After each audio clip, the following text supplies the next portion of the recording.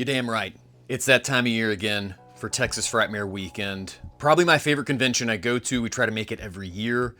It's awesome. It takes place in Irving, Texas at the Irving Convention Center. And like I said, I think it's the best show around. Got there a little early to try to beat the line for will call. However, the line for picking up your wristbands was even longer than it was last year. But that's okay. I mean, I get it. The Irving Convention Center, they moved it here a few years ago. It houses a lot more people, especially at a show like this where you have Bruce Campbell, Linda Blair. I could go on and on about the meet and greets, but on top of all that, it's all the cool stuff you can take home, stuff you can't find anywhere else. And as you can see, the line was already wrapped around the building about an hour or so before they let everyone in.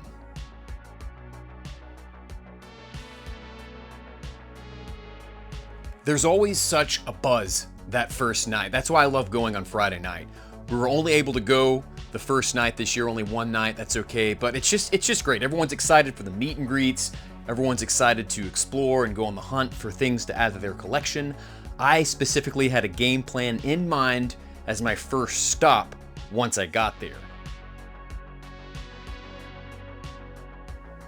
I was after the Trick or Treat Studios convention exclusive Bloody Variant Leatherface that they only brought 500 of. And so there was already a line.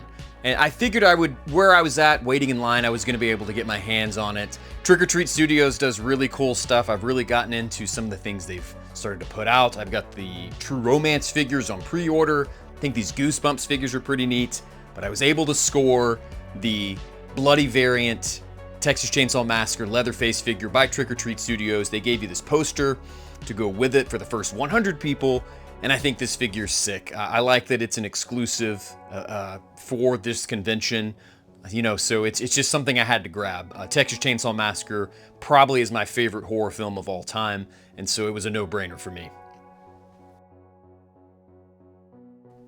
And I wasn't the only one who was on the lookout for this figure. I ran into an awesome fellow YouTuber. So we ran into Horror Cat Dad here at Texas Frightmare. We both secured the Texas Chainsaw Massacre limited to 500 Bloody Variant Leatherface Trick or Treat Studios. I'm glad we both got one, or else the secondary market price would be crazy. So anything you're looking for in particular? Oh man. Outside of this? Outside of this, there's some prints, some autographs as well that we're trying to get. Hopefully some old school NECA stuff as well. Yeah. See what I can find. How about yourself? Yeah, I mean, I'm looking for something. I got the space to fill, like on a shelf. It's something like big. I don't know what it may be. Maybe something like that. But these type of places, I've learned just to come in, and chances are the stuff will end up finding you more so than you finding it, right? Because if I have an agenda, I'm looking for this. I typically don't find it. I'll find something else that I had no idea I wanted, which is dangerous. Yeah, definitely. For sure. No, once I started collecting figures, doing the same thing, I was like, oh, I didn't know they had this. It's insane. The tariffs and everything with new things, people are like, I don't know if I want to pay $50, which I did, for a new figure, but at the same time, just be curious to see how it all pans out. But it was good running into you, man. Yeah, man. If you don't follow him already, go follow Horror Cat Daddy on YouTube. He does great unboxing videos. He's a solid dude. And we talked about meeting up last year, so I'm glad it actually happened. Yeah. He's a really cool dude. I can't wait to see what he picked up, hear his stories from Frightmare. Gave me this awesome sticker, and it was a good time meeting up with him.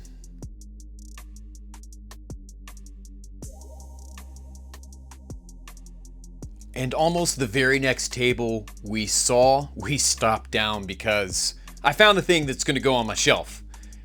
These basket case Billy All squishy rubber doll things are amazing, all handmade and hand painted. And he also had these canisters that had different specimens in it. Obviously, I went for the face hugger. They had one with a little chest burster in there as well. But this booth is really, really awesome. I highly recommend checking out what they do. It's called Neon Culture, and you can find them on Instagram, Facebook. They've got a website. Definitely worth checking out. And you don't see that much basket case collectibles around. And it looks like something that would go in a video store as a promotional thing. But I was really happy to find this. I had that spot on my shelf where it's gonna go.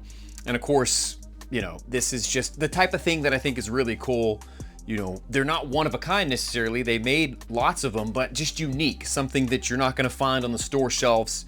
And this little face hugger in this Weyland-Yutani canister, and that's glass and metal, that's not plastic. And so it's really well made. The detail on it's great, and it already looks fantastic on my shelf. But as you can see, you know, opening night is crowded. It's hard to maneuver around sometimes. But I really think, you know, maybe at a future convention and maybe at next year, I do want to take some time to stop down and talk with people. I had a lot of great conversations. I didn't roll any footage outside of the time that I bumped into Horror Cat Dad, but there's so much to see, so much to do. It's so crowded that first night, so it is hard to really stop down and carry on too many conversations, but I do think that's something I want to do moving forward in some of my convention videos.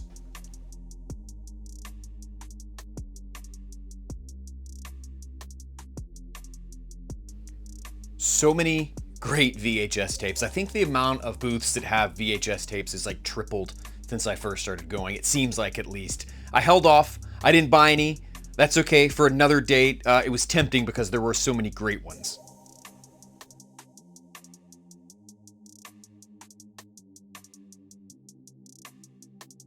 Lots of cool taxidermed pieces. If you're into that sort of thing, we have a few pieces in our house. My wife picked her up a little something, so we always like to stop down at this booth. Do yourself a favor and check out TerraVision. They do some really cool physical media releases of just some quirky, obscure stuff, but the thing I had my eye on were these really awesome cassette tapes. They were 2 for $20. I could have probably brought home 10, maybe more, but I chose just to bring home 2. I picked up the Toxic Crusaders soundtrack and the Unsolved Mystery soundtrack. A lot of nostalgia for both of those. I love the cassette tapes. One's green, that translucent green, the other one's blue, and they sound beautifully in my boombox.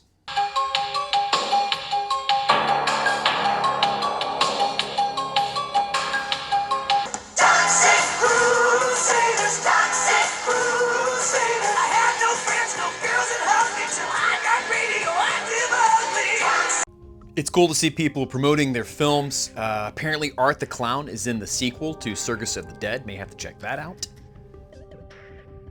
I love this booth, dwnproductions.net. All handmade props, masks, busts. This Swamp Thing was so tempting. I kind of wish I would have got it, but you know, for someone else for another time, maybe I can order one from his website. I do have a couple of his pieces. A few years ago, I picked up the Tall Man bust. Looks great with my Phantasm autographed laser disc, and of course the metallic ball from the film. Lots of really cool stuff. This artist does incredible work. Unique stuff to add to your collection. We bought the Hannibal Lecter bear last year. His name's Patrick Hart. He's on eBay, Instagram, Facebook, you name it. I saw this Bishop bear and I was like, oh man, I'm a huge fan of Alien, so he busted this thing out. I just have limited wall space, but Holy shit. thought about grabbing that Phantasm VHS. Price was a little high, and I didn't even see the Phenomena and the Demons VHS tapes there. I probably would have got those.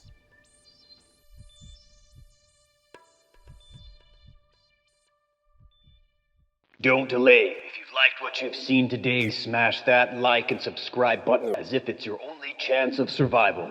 You won't regret it. Go check out Dead Dave Designs. He has a website, also has a booth at Frightmare for the past couple years. Amazing neon signs. They're not actual neon, but they're very effective. They look great in any collectibles room or, you know, wherever. They just have this nice soft glow to them. And it really reminds me of something you would see at a video store. I think that's what he's going for. I didn't pick one of these up this year. I definitely probably will get another one at some point in time. Last year I got the Nightmare on Elm Street one, classic. And so highly recommend checking out his stuff. This booth here, really cool because the prices on his stuff were actually really great. I was shocked. He had some neat things. It wasn't a huge booth, but I thought he had really reasonable prices. And I kind of was slipping. You'll see here as I pan, there's the endoskeleton by Kenner. I should have got a price on that, but I did pick up these 2 on-card Beetlejuice figures. I love this line. I don't have anything from this line on card. I think that they're really great. The price on them was fantastic. The shape is pretty good. They're in decent condition. I love the artwork on these. Kenner's my favorite toy line of all time. They made figures for so many of my favorite movies, and these are just great. And so I love the back of the card showing all the different things. Anyway, so I was just really happy to bring these home. Don't have any Beetlejuice stuff on card, so really neat pickup.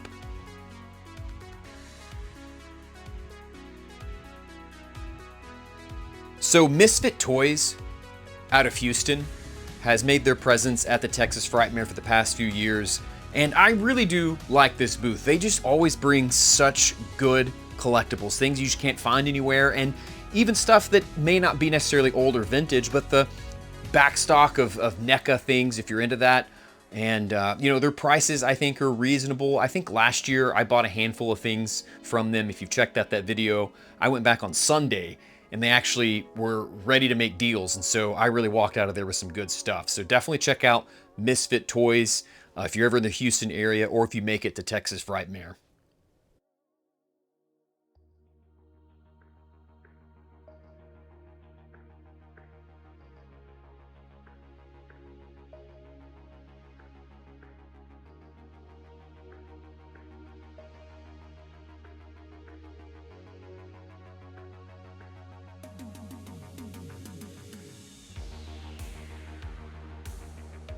From Misfit Toys booth, I brought home this Frankenstein. It's actually by Kenner, which makes it even better for me because I love Kenner. They did a short run of these classic Universal monsters. I have the Mummy. I just need the werewolf now to complete the set. But they're really well done, and the fact that they're Kenner makes it all the more better for me. I am a huge fan of Frankenstein's monster. I have a lot of Frankenstein figures in my collection, both old and new, different sizes, different variations, but this one is really neat. Something different, something that's a bit bigger than most of the Frankenstein figures I have, but my favorite probably is the Imperial from the 80s. And of course the Figure Obscura one that they, Four Horsemen, released last year. This booth has had a presence at Texas Frightmare as long as I can remember, and it seems that they've only really expanded and gotten bigger. And part of their booth are these little custom diorama kind of miniature pieces they do, repurposing figures from different lines. And I think that they're really awesome and really well done.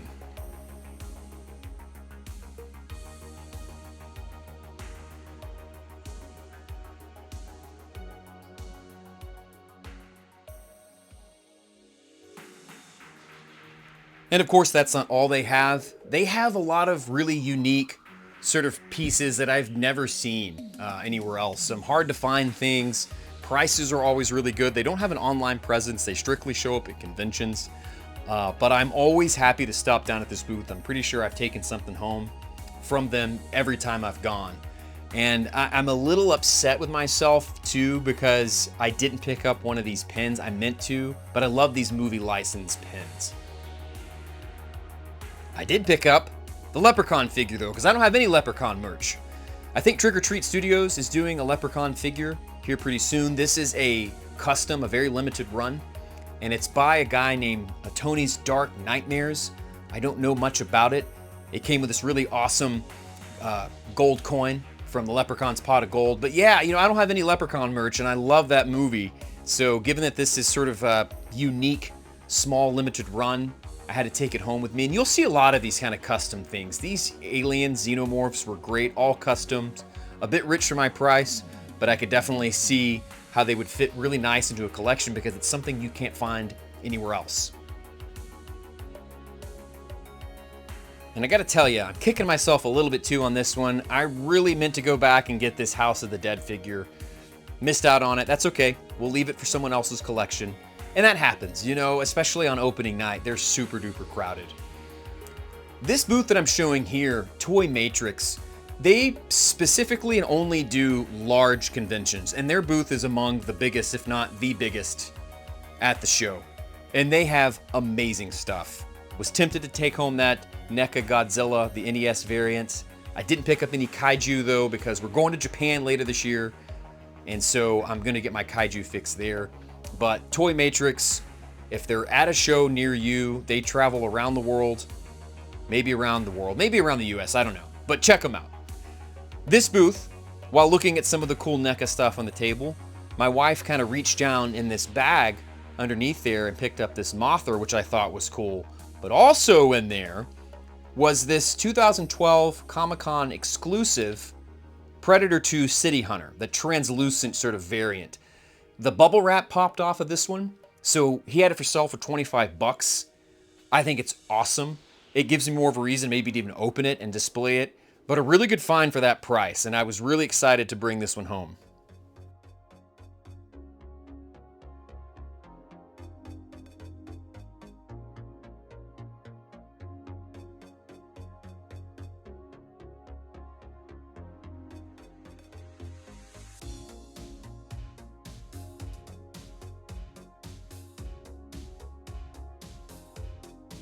Speaking of Predators, this Super 7 Predator figure was like 125 bucks. I don't know what's so special about it. Of course, Severin with their physical media. I'm on a bit of a physical media box set Blu-ray buying freeze right now. I gotta rearrange that stuff. I've got so many and kind of running out of space. It's hard because like this Cushing's Curiosities I really wanted, but I'm gonna tap the brakes now. I'll probably regret it later. So I didn't get any of this awesome physical media, but Severin was there, Vinegar Syndrome, Arrow Video. Oh man, and I saw a bunch of stuff I wanted, but I held off for the time being. But you know, Arrow, Vinegar Syndrome, Severin, they do great stuff and really awesome to see them support Texas Frightmare. I did bring home some magnets. I've got a fridge in my office at work. I'm gonna throw these on. So I think they'll look really cool. Picked out a few good ones.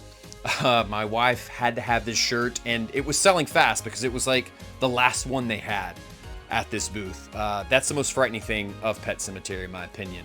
But Texas Frightmare, it's absolutely amazing. You have to go check it out. If you have been, if you went this year, please let me know. How was your experience? Did you pick up anything?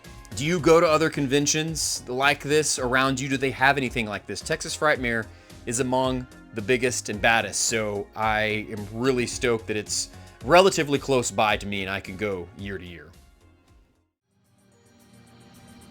I felt like I did pretty good. Lots of stuff I know I left behind. I'm sure tons of stuff I know there's stuff that I missed. But tell me, did you see stuff in my video that you would have picked up? Like I said, if you've been to Texas Frightmare before, tell me about your experience. Tell me about your favorite convention. What did you think of the things that I found? You know, it's crazy going to conventions. It's like I said to Horror Cat Dad, the stuff ends up finding you. I just try not to go with an agenda because you just never know what you're going to stumble across. I can't thank each and every one of you enough for checking out the video. And like I said, if you like what you've seen here, check out my other stuff. I do a lot of different things, custom figures, movie merchandise talk, music from time to time. It's all good. And it's like I always say at the end of my videos, let's be kind as we rewind and fast forward through time. Thank you so much for stopping by.